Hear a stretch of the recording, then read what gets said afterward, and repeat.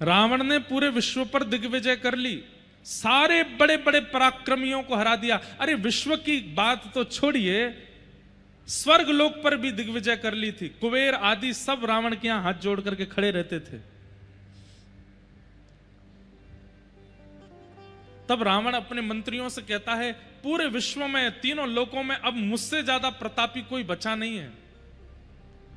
तभी एक मंत्री बोलते हैं, बोले महाराज एक व्यक्ति है। बोले कौन? उत्तरीय क्षेत्र में, भारत के उत्तरी क्षेत्र में विराजमान रघु महाराज। रावण इतना पुराना है, रघु महाराज के समय पे भी रावण था, तब युवा था रावण। भगवान राम के समय पे भी वृद्ध नहीं हुआ था। हमारे नाना जी कभी कभी राम कथा सुनाते, हमको तो बताते थे, रावण कोई वयोवृद्ध नहीं था, राम जी से आयु में बड़ा दिखता था ऐसा नहीं। उसको देख करके ऐसा लगता था कि उसके पुत्र उसके पुत्र अक्षय कुमार आदि भी उसके सामने बड़े लगते थे। रावण इतना युवा लगता था, कोई आलस्य नहीं, कोई झुर्रियां नहीं, कोई बाल सफेद नहीं उसके, वैसा ही पराक्रमी था। लेकिन रघु महाराज के समय उसका पराक्रम और भी ज्यादा तीव्र था, क्योंकि वो उसका प्रारंभिक समय था। तो किसी मंत्री ने कहा कि महाराज अभी उत्तर भारत में रघु महाराज हैं, सरजू जी के तट पर विराजमान हैं, अगर उनको आपने हरा दिया तो आपकी जय जय हो जाएगी सब जगह। तो रावण का एक काम था, वो किसी भी पराक्रमी व्यक्ति के पराक्रम के सोर्स को देखता था कि कोई भी व्यक्ति बलवान किस कारण से है। तो रघु महाराज के पराक्रम का कारण था उनकी पतिव्रता पत्नी। रघु महाराज की पत्नी ऐसी पतिव्रता नारी थी कि रघु महाराज के अलावा किसी भी पुरुष को उन्होंने दर्शन किया, या तो भाई रूप में देखा, या पुत्र रूप में देखा, या पति रूप या पिता रूप में देखा। पति रूप में तो केवल वो रघु का ही दर्शन करती थी। और भी कई जो पातिव्रता नारी के नियम होते हैं सबका पालन वो करती थी। तो रावण ने मन में विचार किया कि अब मुझे उत्तर भारत जाना चाहिए और रघु महाराज को हराने का प्रयास करना चाहिए। तो रावण उत्तर भारत गया और सरजू जी के तट पर बैठे हुए रघु महाराज के चरणों में जाकर के रावण ने पहले प्रणाम किया और प्रणाम करके कहा, महाराज मैं आपका शिष्य बनना चाहता हूं, आप कृपा करके मुझे पराक्रम बल का अनुभव कराइए। तो रघु महाराज बोले, पहले संध्या वंदन करो, हमारे साथ बैठ जाओ। तो संध्या करने लगे, गायत्री संध्या सरजू जी के तट पर। रावण भी ब्राह्मण तो था ही, संध्या वंदन जानता ही था, बैठ करके संध्या कर रहे थे। तो संध्या के समय एक अघमर्षण का जल होता है, हर ब्राह्मण संध्या करते हैं तो हाथ में जल लेकर के अघमर्षण के जल में ऐसे श्वास छोड़ी जाती है, और अघमर्षण का जल जो होता है वो ऐसे भुजा उठा के पीछे डाला जाता है या इधर से पीछे फेंकते हैं। कहते हैं अघमर्षण का जल यदि हरे भरे वृक्ष पर गिर गया तो वो सूख जाएगा।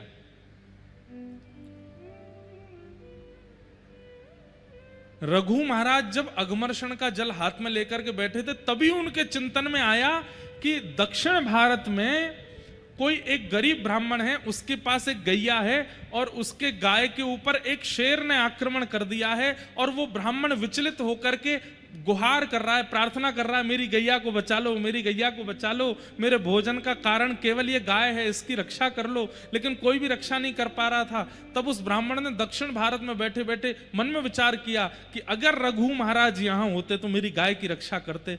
उसके विचार करते ही यहां पर संध्या काल के समय रघु महाराज के मन में वो दृश्य दिखने लगा, और जैसे दृश्य दिखा तो रघु महाराज बोले, अब दक्षिण कैसे जाऊं मैं उसकी गाय बचाने। तो उन्होंने तुरंत अघमर्षण का जल लिया और भुजा उठा करके जैसे ही पीछे डाला, उस सिंह का आवाहन करके अयोध्या में अघमर्षण जल फेंका गया और दक्षिण में उस सिंह की मृत्यु हो गई और गाय की रक्षा हो गई। बगल में बैठा रावण क्या कर रहा था, वो इनके मन में प्रवेश करके मन में क्या चल रहा है वो सब देख रहा था। तो रावण ने इस दृश्य का दर्शन कर लिया। रावण ने तुरंत संध्या पूरी होती कहा, आपने यहां बैठे बैठे उसकी गाय की रक्षा कर ली, ये तो अद्भुत है, आप कैसे कर लेते हैं ये? रघु महाराज बोले, कुछ दिन रहो, सिखाएंगे तुमको भी। रावण सीखने लगा, शिष्यत्व ग्रहण कर लिया रघु महाराज का। कुछ दिन बाद रावण ने प्रार्थना की, बोले भगवान आप कृपा कीजिए, हमारी लंका नगरी दर्शन करने के लिए मेरी लंका में एक बार चरण पधरा दीजिए। रघु महाराज ने तुरंत एक सीख उठाई और सीख उठा करके सरजू जी के तट पर बैठे बैठे ही पूरा नक्शा बना दिया और कहा, ये तुम्हारी लंका है? बोले जी, ये उत्तर द्वार है, ये दक्षिण द्वार है, ये पूर्व द्वार है, ये पश्चिम द्वार है, यहां तुम्हारी पत्नी का कक्ष है, यहां तुम्हारा भाई कुंभकर्ण सोया है, यहां तुम्हारे भाई विभीषण रहते हैं, यहां तुम्हारे बच्चे रहते हैं, ये रहते हैं, वो रहते हैं। देखते ही बोले, आप गए लंका? बोले मैं कभी नहीं गया। बोले आपको कैसे पता?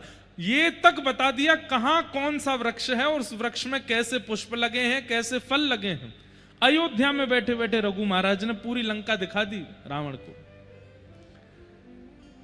इतने में ही रावण चरणों में जैसे गिरा तो थोड़ा रावण से बचने के लिए, थोड़ा पीछे हटने के लिए उनका जो हाथ था रघु महाराज का, वो लंका के बनाए हुए नक्शे के एक कोने में थोड़ा पड़ गया, तो वो लंका का वो नक्शा जो था एक कोने से मिट गया।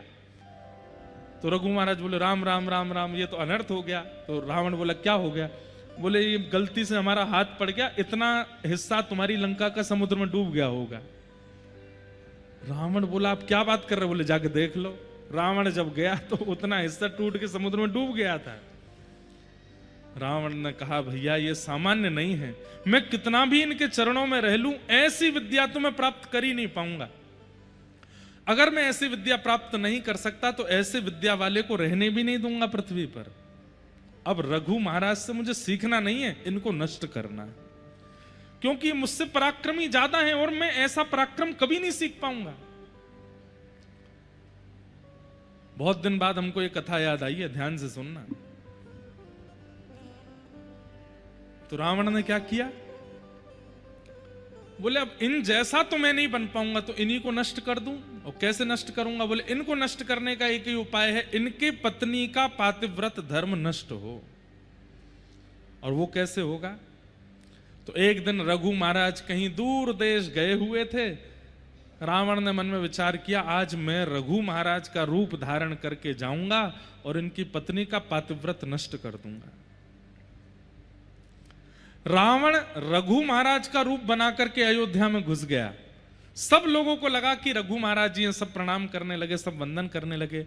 लेकिन जैसे ही रावण ने अपने निज कक्ष में प्रवेश किया रघु महाराज के, तो रघु महाराज की पत्नी, उन्होंने जैसे ही नेत्र उठा करके देखा, देखते ही पहचान गई और बोली, रावण तुम्हारी इतनी हिम्मत, तुम मेरे कक्ष तक घुसे चले आए भीतर। तो रावण बोला, मेरे रूप को कोई नहीं पहचान पाया, आप कैसे पहचान गए? तो बोले, रघु महाराज का एक नियम है। और क्या? वो जब अपने राजभवन में प्रवेश करते हैं तो उनके मस्तक पर अयोध्या के रज के कण दिखाई देते हैं। वो नित्य अयोध्या को प्रणाम करते हैं, यहाँ की रज को लगा करके आते हैं, और तुम्हारे माथे पर वो रज दिखाई नहीं दे रही। तुम उन जैसा रूप तो बना लिया, लेकिन उन जैसे नियम नहीं ला पाए हो, इसलिए मैं पहचान गई हूं कि तुम रावण नहीं, तुम रघु नहीं हो। और भी कई नियम हैं। रघु महाराज जब कक्ष में आते हैं तो वो सीधा मुझसे बात नहीं करने लगते, उनका एक नियम है, उनका एक शिष्टाचार है, वो तो तुम सीख नहीं पाए। केवल रूप बनाने से कोई रघु महाराज थोड़ी हो जाएगा। तुरंत आज्ञा कर दी, बोले इसको बंदी बना लो। बंदी बना लिया। रघु महाराज आए तो पत्नी ने सारा सत्य वृत्तांत बताया। बोले, आपका शिष्य बना घूमता है, आपका रूप बना करके मेरा पातिव्रत नष्ट करने आया था। तब रघु महाराज ने तुरंत एक बाण संधान किया और कहा, रावण आज तेरा वध मैं करूंगा। इतने में ही ब्रह्मा जी प्रकट हो गए, क्योंकि रावण ब्रह्मा जी की खूब उपासना कर चुका था, शंकर जी की उपासना, देवताओं की खूब उपासना उसने करी थी। ब्रह्मा जी प्रकट हो गए। प्रकट होकर के कहा, हे महाराज, आप कृपा करो, इसका वध मत कीजिए। बोले क्यों नहीं करूं, आप क्यों इसका बचाव करने आए हैं, ऐसे राक्षसों को क्यों चाहते हैं कि आप जीवित रहें? तो ब्रह्मा जी ने कान में बताया, क्योंकि भगवान ने संकल्प लिया है कि वे आपके वंश में अवतार लेंगे और वे आपके वंश को सुशोभित करेंगे अवतार धारण करके, और अवतार धारण करके वे ही इस राक्षस का वध करेंगे। कृपा करके आप इसको मत मारिए। रघु महाराज बोले अब तो बाण चढ़ गया, अब तो हमने संकल्प ले लिया। पहले ऐसे नहीं होता था कि गोली भरी और जिसको मन था कर दिया। पहले ऐसा था कि जिस पर बाण चलाना है धर्म युद्धों में, वहां संकल्प आदि लेकर के, गोत्र आदि बोल करके तब बाण छोड़ते थे। बोले सामने वाले का गोत्र क्या है वो पता होना चाहिए, तभी बाण छोड़ा जाता था। तो बाण पर सब गोत्र आदि सब अंकित हो गए। तो बोले अभी रावण को ही मारेंगे और रावण के प्राण इसी बाण से जाएंगे। अब मैं इस बाण को वापस कैसे ले सकता हूं? तो ब्रह्मा जी बोले आप इस बाण को मुझे दे दीजिए। जब कालांतर में प्रभु श्री राम आपके वंश में आएंगे, यही बाण उनको दे दिया जाएगा, इसी से वो इसको मारेंगे और इसी से उसका वध होगा। इसलिए कईयों ने प्रश्न किया, बोले राम जी ने 32 बाण मारे, 33 बाण मारे, 50 बाण मारे, रावण क्यों नहीं मरा? क्योंकि उसके प्राण जिस बाण में थे वो बाण अंत में आकर के मिला। फिर नाभि तो बहाना बना, और नाभि का भी एक प्रमाण है कि नाभि में मारना है तभी, पर वास्तविकता यह है कि इसके बीच की एक कथा और है। जब राम जी ने अनेक बाण मारे और रावण नहीं मरा, तब विभीषण जी ने बताया, पहली बात तो ये बताई कि नाभि में मारो, दूसरी बात बताई, बोले प्रभु इन बाणों से नहीं मरेगा ये, क्योंकि इसके प्राण तो पहले ही एक बाण पर आपके पूर्वज रघु महाराज ने लिख दिए थे, और वो बाण इस वक्त ब्रह्मा जी के पास है। तुरंत राम जी ने ब्रह्मा जी का आह्वान किया तो ब्रह्मा जी ने तुरंत बता दिया, बोले महाराज मेरे पास नहीं है। बोले जब मैंने रघु महाराज से बाण ले लिया था तो रावण ने देख लिया था, रावण को पता था कि मेरे प्राण इन्हीं बाणों में हैं, तो रावण ने खूब घनघोर तपस्या करके मुझे प्रसन्न करके वरदान मांगा। तो मैंने कहा वरदान मांगो, तो इसने वरदान में वही मांगा कि वो बाण मुझे दे दो जिसमें मेरे प्राण हैं। राम जी बोले तुमने दे दिया होगा। बोले प्रभु मैं भूल गया था कि वो बाण मांग सकता है। बोले फिर क्या हुआ? बोले वो बाण ले जाकर के इसने लंका में कहीं छुपाया है, अब वो नहीं पता कहां है। राम जी चिंता में बैठे, बोले रावण मर नहीं रहा है, इसका तो एक बाण में प्राण है। हनुमान जी महाराज आए, बोले भगवान कितना भी बड़ा राक्षस हो, कितना भी बड़ा धनवान व्यक्ति हो, कितना भी बड़ा बुद्धिमान व्यक्ति हो, वो अपनी गोपनीय से गोपनीय चीज किसी को नहीं बताता सिवाय अपनी पत्नी के। अपनी पत्नी को जरूर बताता है, और विशेष रूप से तब जब पत्नी भोली हो, सीधी हो, पत्नी को जरूर बताया था, देखो इतना लाख रुपया यहां रखा है, इतना करोड़ उधर रखा है, कल को मुझे कुछ हो जाए तो तुम ले लगे बच्चों का पालन पोषण कर लेना। बोले महाराज ये बात किसने कही? हनुमान जी, इसीलिए तो वो बुद्धिमान हैं। हनुमान जी महाराज की बुद्धि की पराकाष्ठा हनुमान चालीसा में सब बोलते हैं। उनसे बुद्धि विवेक की कामना हम लोग करते हैं, उन जैसा बुद्धिमान कौन होगा? उन्होंने कहा, बोले प्रभु हो ना हो, रावण पूरी लंका में अपने प्राण जिसमें बसे होंगे वो कहीं और नहीं, अपनी पत्नी के पास ही कहीं रखा होगा। आप कृपा करें तो मैं जाके लेके आऊं? बोले जाओ। तो हनुमान जी ने एक बटुक ब्राह्मण का रूप बनाया, पहुंच गए मंदोदरी के पास। अब मंदोदरी तो रो रही थी और रो करके बस प्रार्थना कर रही थी, हे महादेव मेरे पति की रक्षा करो, मैंने सुना है इतने बाण राम जी ने चला दिए, अभी तक तो सब ठीक है, कृपा करके मेरे पति की रक्षा करो। इतने में ही हनुमान जी आ गए ब्राह्मण का रूप धारण करके। तो मंदोदरी के पास जैसे ही पहुंचे तो ब्राह्मण देख करके और चरण पकड़े, हे विप्र देवता आप मेरे पतिदेव को आशीष दीजिए ना, उनका बाल बांका ना हो, ये राम जी तो भगवान है, ये उनको मार ही देंगे, मेरा सुहाग चला जाएगा, कृपा कीजिए ना। देवी तुम क्यों रोती हो? अरे तुम भूल गई क्या? और हनुमान जी ऐसे बात कर रहे हैं जैसे इनको सब पता है। तुम भूल गई क्या? क्या?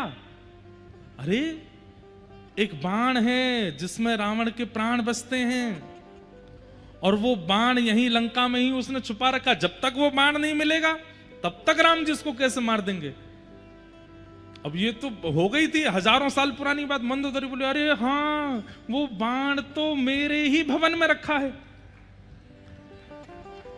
हनुमान जी बोले पता तो चल गया है, एग्जैक्ट हाउस नंबर और पता चल जाए वो कैसे पता चलेगा? तो हनुमान जी ने एक तकनीक बताई, बोले सुनो देवी, बाण तुम्हारे भवन में है, ये बात बस मैं और तुम जानते हैं, लेकिन देवी अगर तुम चाहती हो कि रावण की रक्षा हो, अपने उस भवन में जाओ, पुष्प अक्षत चंदन माला लेकर के जाओ, और जहां पर वो बाण रखा है वहां पर पुष्प चढ़ा देना, अक्षत चढ़ा देना, आरती कर देना, और जब तक ये युद्ध चल रहा है उस स्थान का पूजन करती ही रहना। एक भी क्षण के लिए वो पुष्प अक्षत चंदन से विहीन नहीं होना चाहिए स्थान, नहीं तो कोई भी उस बाण का वहां से हरण कर लेगा। और मंदोदरी बोली मैं अभी जाती हूं। हनुमान जी बोले जाओ, अब मैं भी मक्खी बन के आऊं पीछे। हनुमान जी लेक्से से बन गए, मंदोदरी गई थाली सजा करके अपने निज भवन में। खूब सारे खंबे लगे थे, उनमें पीछे एक खंबा था जिसमें वो बाण चिना हुआ था भीतर। मंदोदरी गई, वहीं जाकर के जैसे ही माला चढ़ाई, अक्षत आदि लगाए, हनुमान जी छोटे से बन के गए, इतने में विशाल रूप धारण किया और एक मुष्टिक प्रहार करके खंभ भेदन करके भीतर से बाण निकाला, लेकर के सीधे राम जी के पास गए और जाके चरणों में अर्पित कर दिया, लीजिए प्रभु मार दीजिए। और तब राम जी ने अंतिम बाण धारण करके जैसे ही रावण में मारा, वध हो गया। कितनी कितनी कथाएं, कितने गुप्त गुप्त रहस्य सब जगह निर्मित हैं, लिखे हैं। कोई भी चीज ऐसी है नहीं, 60 कोटि रामायण है, करोड़ों रामायण है, ऐसी ऐसी कथाएं हैं जो कभी किसी ने सुनी नहीं। पर इस पूरी कथा को सुनाने का हमारा उद्देश्य क्या था? रावण का वध करने के लिए राम जी नहीं आए हैं, रघु महाराज के वंश पर कृपा करने के लिए आए हैं, सबरी पर कृपा करने के लिए आए हैं, जटायु पर कृपा करने के लिए आए हैं, हनुमान जी पर कृपा करने के लिए आए हैं, विभीषण पर कृपा। क्योंकि स्वयं भगवान कहते हैं दुष्टों का संहार वैकुंठ में बैठे बैठे मैं कर सकता हूं, लेकिन सबरी के बेर वैकुंठ में कैसे खाऊंगा? उसके लिए तो मुझे आना पड़ेगा ना।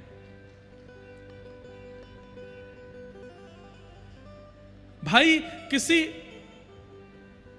अप्रेमी व्यक्ति का त्याग तो आप घर में बैठे बैठे डिसीजन ले लोगे कि मैंने उसका त्याग किया, लेकिन किसी को स्वीकार करने के लिए तो उसके पास जाना पड़ेगा ना। आपके 100 मित्र हैं, 100 में से एक से आपका मन उखड़ गया तो उसको बोलने थोड़ी जाओगे कि भाई मैं तुझसे दोस्ती तोड़ रहा हूं। घर में बैठे, अरे यार इसकी बातें बड़ी खराब हैं, इसकी आदत बड़ी खराब है, अब कल से मैं इससे नहीं मिलूंगा, हो गया अनफ्रेंड, तोड़ दिया संबंध। लेकिन किसी से मित्रता करनी होती है तो उसके पास जाना पड़ता है, उससे मिलना पड़ता है, उसके पास बैठना पड़ता है, उससे बातें करनी पड़ती हैं। राक्षसों को तो वध करना, वध तो ठाकुर जी कहीं से भी कर सकते हैं, लेकिन जिन भक्तों पर अनुग्रह करना है उसके लिए तो उनको जाना पड़ेगा। इसलिए ठाकुर जी का अवतार राक्षस वध के लिए नहीं हुआ है, भक्तों पर कृपा करने के लिए। हमारे लिए आए हैं ठाकुर जी, राक्षसों के लिए थोड़ी आए हैं। तो पहला प्रश्न, भगवान के अवतार का श्रेय किसको जाता है? हमको जाता है। हमारे लिए आए ठाकुर जी, आपके लिए आए ठाकुर जी, वो राक्षसों के लिए थोड़ी आते हैं ठाकुर जी।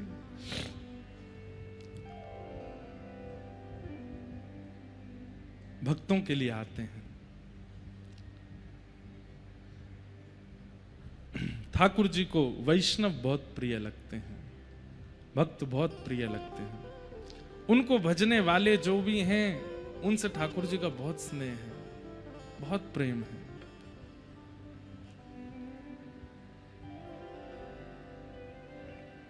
किम श्रेय शास्त्र सारः क, इतने शास्त्रों का सार क्या है?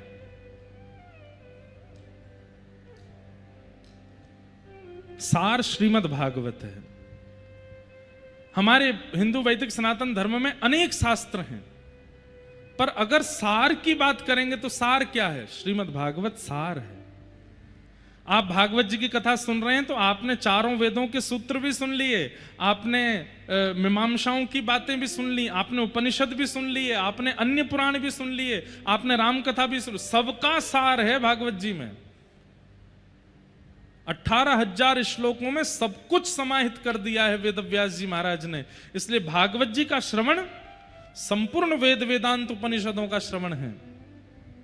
कई बार ऐसा होता है, कई लोग कहते महाराज जी उस पुराण में ऐसा लिखा है, उस पुराण में ऐसा लिखा है, वहां ऐसा लिखा है, वहां ऐसा लिखा है, क्या माने? आप ऐसा बता रहे हैं। भैया देखो, सुनो सबकी पर मानो भागवत जी की।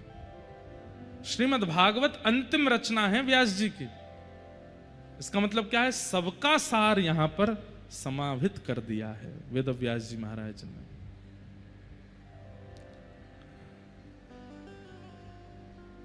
शास्त्र सारह का स्व अवतार प्रयोजनम। भगवान के इतने अवतारों का प्रयोजन क्या है?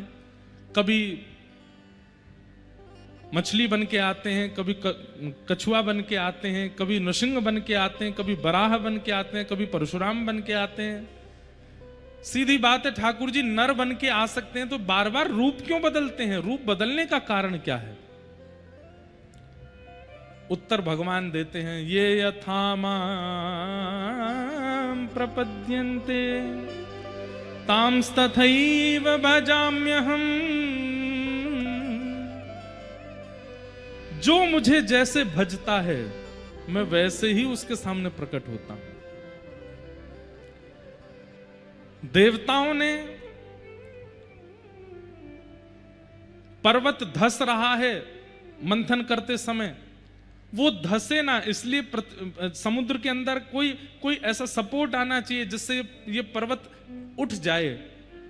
उस भाव से ठाकुर जी को पुकारा तो कछुआ बन के आ गए ठाकुर जी।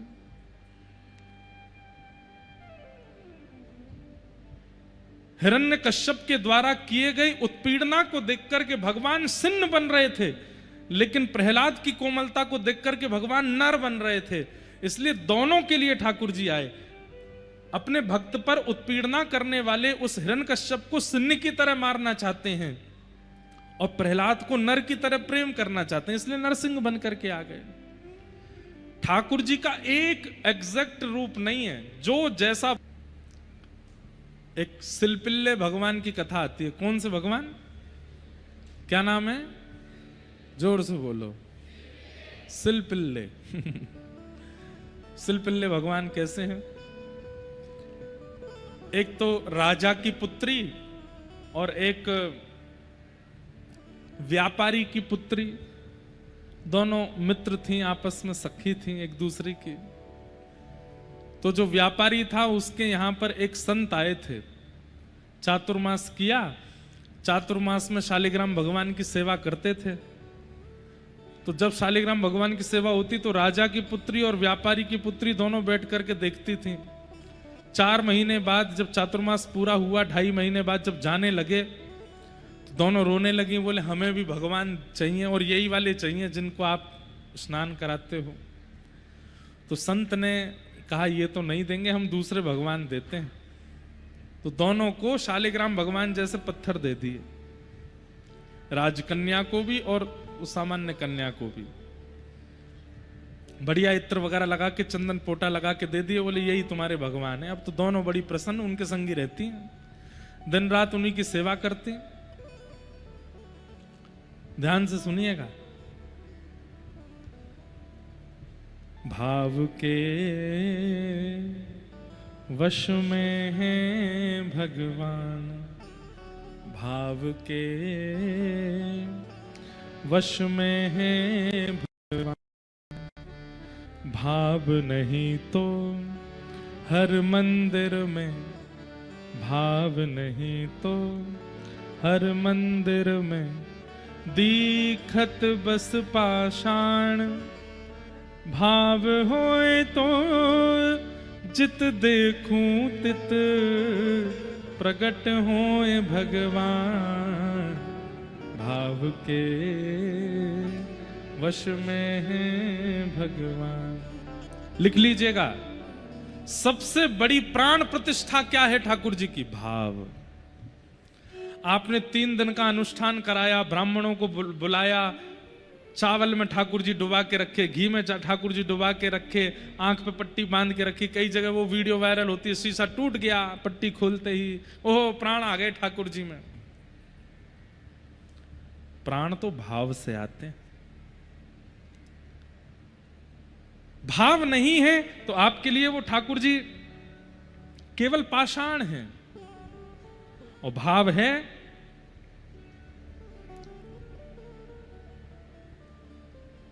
भाव होए तो जित देखूं तित प्रगट होए भगवान, भाव के वश में है भगवान। भाव।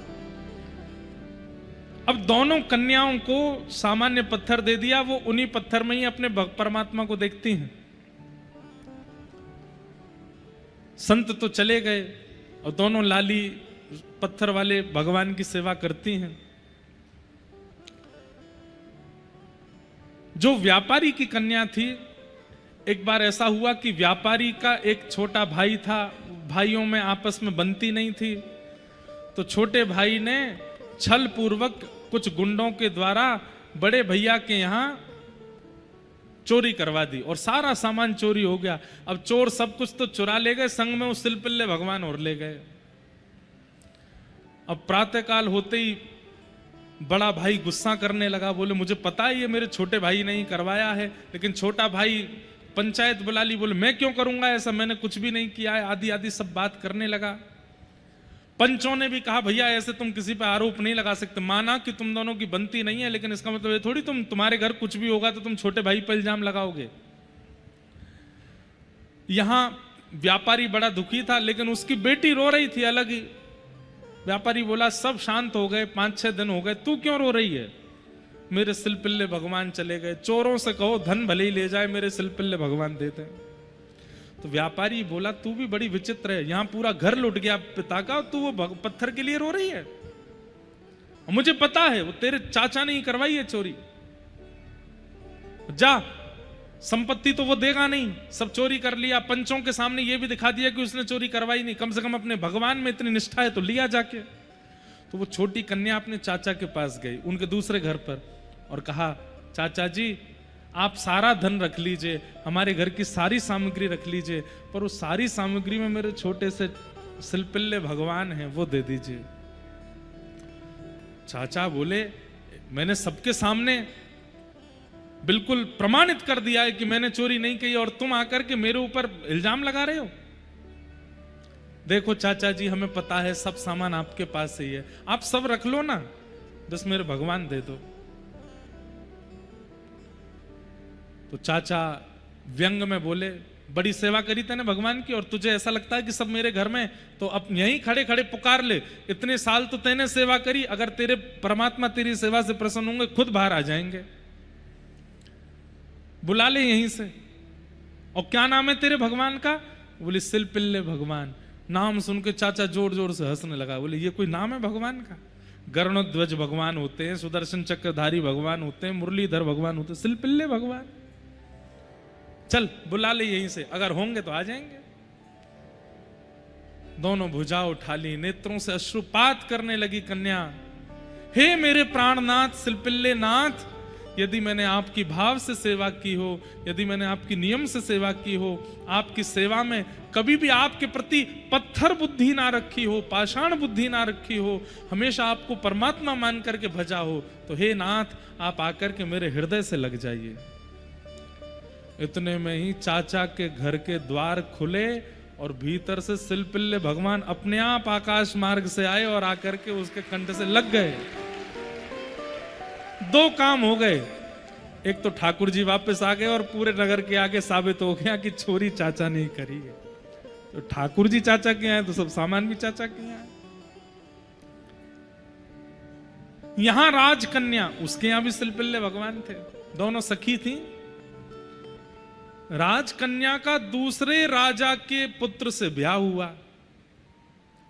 और ब्याह करके जैसे ही वो विदा होके जा रही थी, उसके पिता ने कहा बेटी मैंने देने में कोई कमी तो नहीं छोड़ी है, कुछ कमी रह गई हो तो बता, तुझे और कुछ भी चाहिए हो तो। बोले मेरे सिलपिल्ले भगवान दे दो। तो राजकुमार जिससे ब्याह हुआ वो जोर जोर से हंसने लगा, बोले ये कौन है, ये सिलपिल्ले कौन है? तो राजकन्या जिसका ब्याह हुआ था वो बोली देखिए आप मेरे शरीर के पति हो, आप मेरे देह के पति हो सकते हो, पर मेरे आत्मा के पति तो इस सिलपिल्ले ही हैं। आज के बाद इनके ऊपर उपहास मत करना। उस समय तो राजकुमार कुछ बोला नहीं, लेकिन चिढ़ गया। विदाई हो रही थी, पालकी में बैठ के वो कन्या जा रही थी। एक जगह कहीं पोखर तालाब पड़ा तो सब रुके, बाराती सब रुक के भोजन प्रसाद पा रहे थे। सब बाहर आ गए, लेकिन वो कन्या पालकी में बैठी अपने सिलपिल्ले भगवान से बात कर रही थी। आम खाओगे? केला लाऊं आपके लिए? सेब अमनिया करवा दूं? भूख लगी होगी ना, बस थोड़ी देर में पहुंच जाएंगे, फिर वहां जाके तो हम भोजन करेंगे ही। भैया ये हेलीकॉप्टर लैंड करवा लो, और जब कोई कीर्तन भजन हो तभी इसको उड़ाइएगा।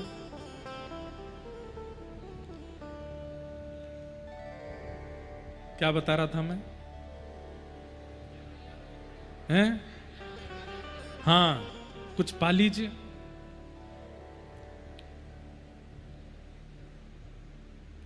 इतने में ही वो राजा आया, राजकुमार जिससे ब्याह हुआ, और भीतर आकर के पालकी में बैठ गया। बोले मुझसे बात करो, मैं तुम्हारा पति हूं, क्या पत्थरों से बात करती हो? तो लड़ने लगी। बोले खबरदार, इनको पत्थर मत बोलना, तुम पहले ही उपहास कर चुके हो। आदि आदि दोनों में थोड़ी नोक झोंक हो गई। तो राजकुमार ने कहा ये तेरा पति है, ये तेरा प्राणनाथ है? बोले हाँ। राजकुमार ने उठा करके वो सरोवर में फेंक दिया। ले तेरा प्राणनाथ मर गया। अब तुम उससे बात करना पड़ेगा, अब तो मैं ही हूं तेरा, और तो कोई है नहीं। वो राजकन्या रोने लगी, जोर जोर से चीखने लगी, रुदन करने लगी, मेरे सिलपिल्ले कहां चले गए, मेरे सिलपिल्ले कहां चले गए। तब उस राजकुमार ने कहा देख, तू मेरे लिए रुदन करेगी, मुझे पुकारेगी तो मैं दूर से दौड़ा दौड़ा आ जाऊंगा। और देख तेरा वो प्राणनाथ, मैंने फेंक दिया उसको सरोवर में, फिर भी बाहर नहीं आ रहा है। यदि उसका भी तुझसे प्रेम होता तो आ गए होते ना बाहर। तुरंत उसने भी ऐसे ही पुकारा, हे मेरे प्राणनाथ सिलपिल्ले, यदि मैंने आपको कभी पाषाण ना माना हो, आपको अपनी आत्मा का स्वामी माना हो, अपने जीवन का स्वामी माना हो, तो मेरे पास आ जाओ। और तुरंत सरोवर से सिलपिल्ले भगवान आए और आकर के उनके हृदय से लग गए। इन दोनों भक्तों की कथा श्री नाभा जी ने भक्तमाल में लिखी। सिलपिल्ले भगवान जो कि सामान्य पत्थर हैं, शालिग्राम नहीं थे, उनमें ठाकुर जी का आवाहन करके उनको भजते। भैया प्राण प्रतिष्ठा वैदिक नियम से तो होती ही है, पर वैदिक नियम से भी ज्यादा भाव से होती है। यदि भाव है तो आपके लिए ठाकुर जी कहीं भी प्रकट हो जाएंगे। किम श्रेय शास्त्र सारह क स्व अवतार प्रयोजनम। भगवान का प्रयोजन क्या है आने का? केवल अपने भक्तों के लिए ठाकुर जी अलग अलग रूप धारण करके आते हैं। किसी के लिए सिलपिल्ले बन के आते हैं, किसी के लिए भक्त वत्सल बन के आते हैं, किसी के लिए कुंज बिहारी, किसी के लिए राधा वल्लभ, किसी के लिए राधा रमण, किसी के लिए गिरधर गोपाल, सबके लिए अलग अलग आते हैं।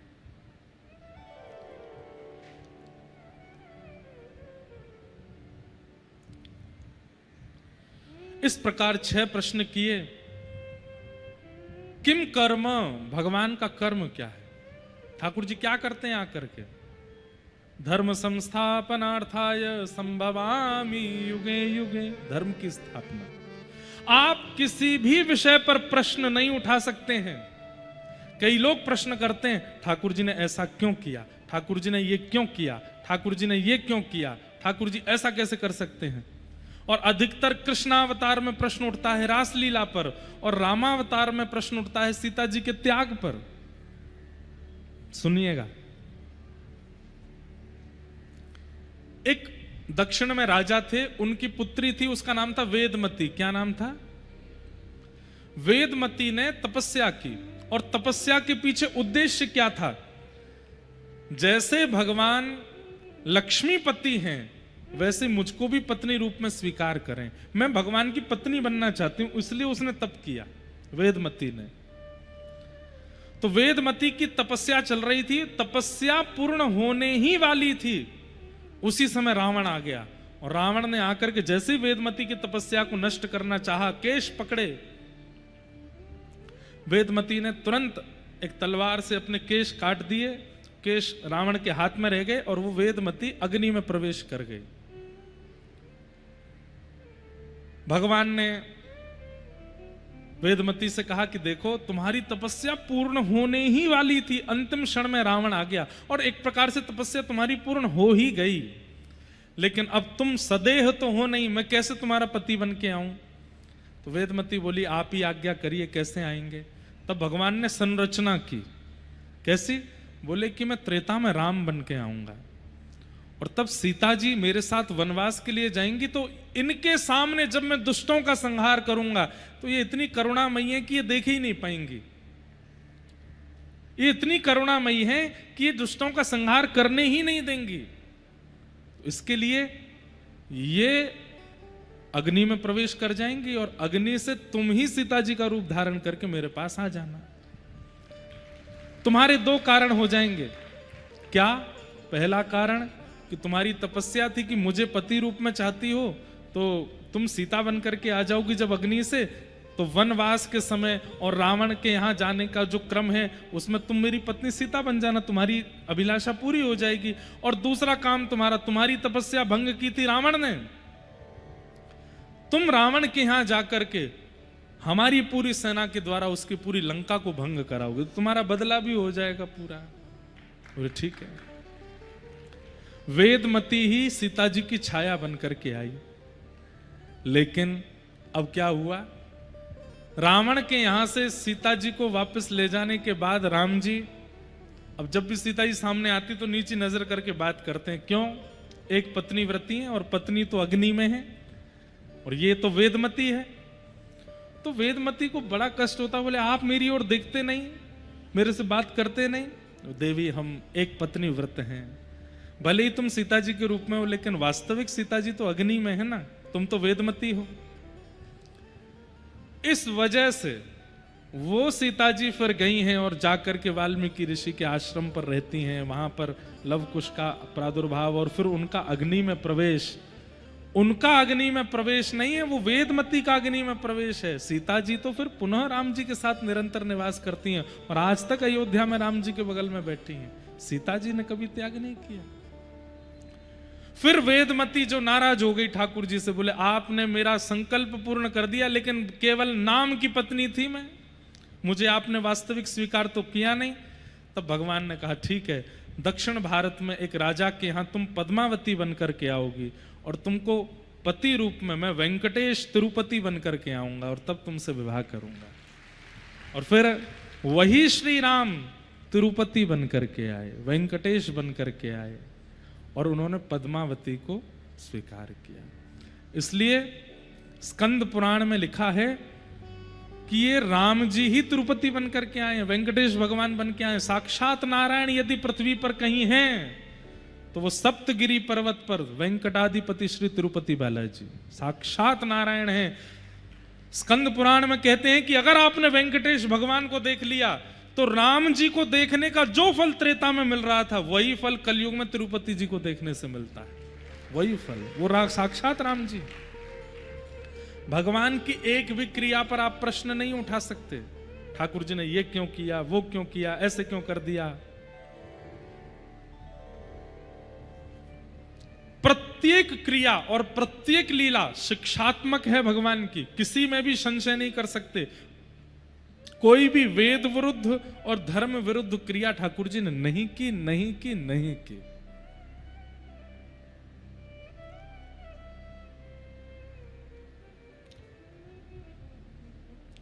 किम कर्म? बोले धर्म स्थापनम।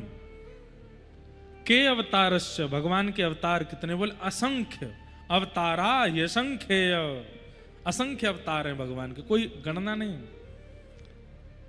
और अंतिम प्रश्न, धर्म कम शरणम गतः, धर्म किसकी शरण में गया? भगवान के स्वधाम जाने के बाद धर्म किसकी शरण में है?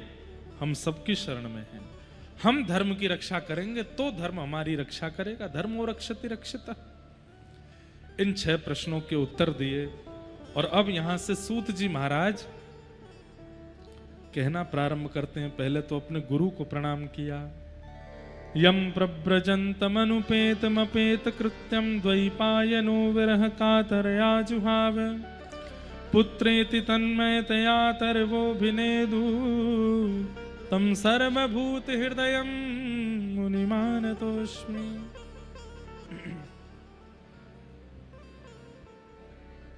गुरु उपासना। बंधुओं, एक बात हमारी सुनिएगा, जीवन में गुरु का होना आवश्यक है, पर किस रूप में?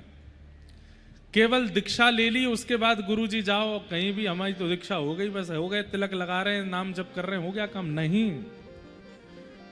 गुरु दीक्षा का मतलब यह होता है कि जो गुरु आपके हैं, अब उनकी शिक्षा ही आपका संपूर्ण जीवन है, वो जो कहेंगे आपको करना पड़ेगा, ये गुरु दीक्षा होती है। विवाह का मतलब ये थोड़ी होता है कि बस पति से ब्याह कर लिया, सबके सामने दिख गया कि हम इनकी हो गई, ये हमारे हो गए, ऐसा थोड़ी। विवाह का मतलब होता है आप उनके अधीन हो और वो आपके अधीन है, ये इस अधीनता को ही तो विवाह कहते हैं। ऐसे ही गुरु दीक्षा क्या है? गुरु के प्रति अधीनता। अब कहेंगे, जो आज्ञा करेंगे, जैसा कह देंगे वो हमें करना है, ये गुरु दीक्षा होती है। ऐसे गुरु सबके जीवन में होने चाहिए, जिनकी आज्ञा मानने में आप संकोच नहीं करते। ये मध्य प्रदेश की भूमि है, यहां एक से एक गुरु हुए हैं। हमें तो ऐसा लगता है कलयुग में सबसे ज्यादा गुरु जी यहां हुए, सबसे ज्यादा देवी देवता भी मध्य प्रदेश में हुए। हर 50 किलोमीटर पर एक सिद्ध स्थान जरूर दिख जाता है। मध्य प्रदेश में इतने सिद्ध स्थान हैं। गुरु का होना आवश्यक है। अभी हमारी कुछ दिन पहले जयपुर में कथा थी, तो वहां एक बहुत सुंदर गजल थी, उसकी पूरी तो याद नहीं, उसकी एक पंक्ति बहुत अच्छी थी। सद्गुरु चरण में सभी फल मिलेंगे, गुरु मिल गए तो युगल भी मिलेंगे। सद्गुरु चरण में सभी फल मिलेंगे, गुरु मिल गए तो युगल भी मिलेंगे। अगर जीवन में गुरु आ गए हैं तो ये बात, इस बात का प्रमाण है कि अब युगल भी आएंगे, अब प्रिया प्रियतम भी आएंगे।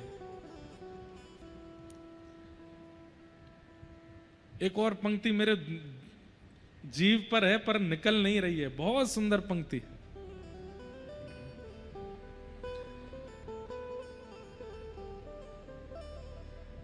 मनोरथ सफल होंगे, घबराना ए दिल। मनोरथ सफल होंगे, घबराना ए दिल। मनोरथ सफल होंगे, घबराना ए दिल। मनोरथ सफल होंगे। बहुत ध्यान से सुनना, क्या बात, क्या मनोरथ? न प्रीतम मिले आज तो कल मिलेंगे, गुरु मिल गए तो युगल भी मिलेंगे। न प्रीतम मिले आज तो कल मिलेंगे, गुरु मिल गए तो युगल भी मिलेंगे। अगर गुरु मिल गए, गुरु मिल गए का मतलब ये नहीं कि गुरु दीक्षा हो गई, गुरु मिल गए मतलब ऐसा व्यक्ति जीवन में आ गया है जिसकी वाणी, जिसके शब्द मानने में आपको सोचना नहीं पड़ता, जिसकी आज्ञा मानने में आपको सोचना नहीं पड़ता, वो कह देते हैं और आप करने लगते हो। ऐसे गुरु यदि जीवन में आ गए हैं तो ये बात निश्चित है कि अब युगल भी आ जाएंगे। ऐसे गुरु आ गए तो अब ठाकुर जी भी आ जाएंगे, प्रिया प्रियतम भी आए। हमारे ब्रज में एक संत थे, उनके गुरु जी ने उनको आज्ञा की भांडीर वन चले जाओ।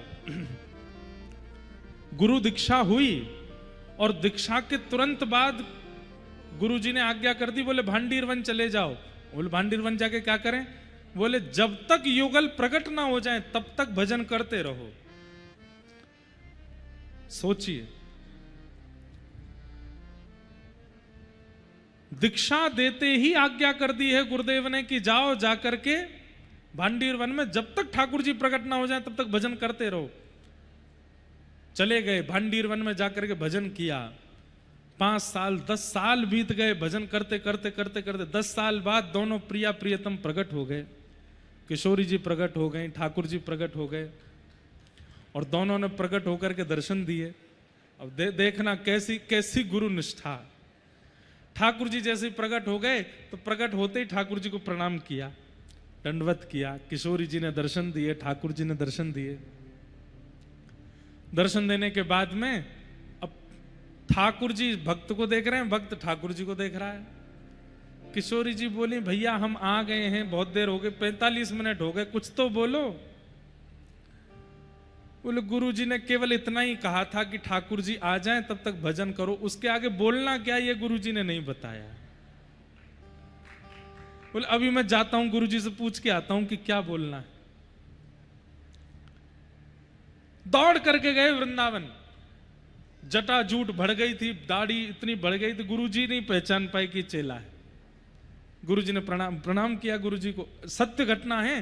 तो गुरु जी बोले कहो भैया कहां से। गुरु जी मुझे भूल गए आप, 10 साल पहले मेरी दीक्षा हुई थी, तो दीक्षा देने के बाद आपने मुझे आज्ञा कर दी थी। अच्छा, गुरु जी ने कोई मन से आज्ञा नहीं करी थी, ऐसी दीक्षा होते ही गुरु जी से पूछने लगे, बोले गुरु जी कोई आज्ञा दो।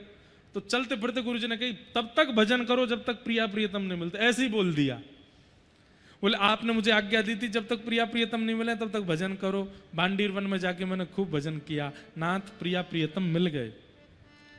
गुरु जी सुनकर के बोले क्या मिल गए? हाँ मिल गए। कहाँ हैं?